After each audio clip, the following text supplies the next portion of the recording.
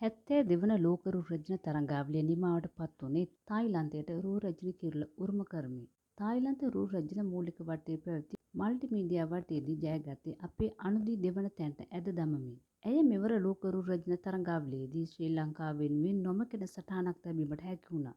ඒ ශ්‍රී ලංකාව වෙනුවෙන් මූලික වට තුනකදීම අවසන් තරංකරුන් 8 දෙනා අතරට පැමිණීමට හැකිවීමයි. තරංගාවලියෙන් අනතුර අනුදී තම මුහුණු පොතේ තබා තිබුණේ මෙවැනි සටහනක්. මෙම වේදිකාවේදී අපට ලබාගත් ජයග්‍රහණය ගැන ආඩම්බර වෙන්න බෑ. නමුත් මල්ටිමීඩියා වටේ අනුශීලතාවය ලබා ගැනීමට හැකිවීම විශේෂ දෙයක්.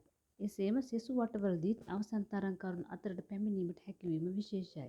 මෙවර කිරුළ ලංකාවට දිනා ගැනීමට නොහැකි වුවත් අනුදී මෙවර ලෝකරු රජන තරංගාවලිය ගැන ලංකාවේ බහුතරයගේ අවධානය යොමු කිරීමට සමත් වීමත් විශේෂයි. ඒ නිසාම ඉදිරි වසරවලදී ලෝකරු රජන තරංගාවලදී මීට වඩා විශිෂ්ට ජයක් ලබා ගැනීමට හැකිවනු ඇති.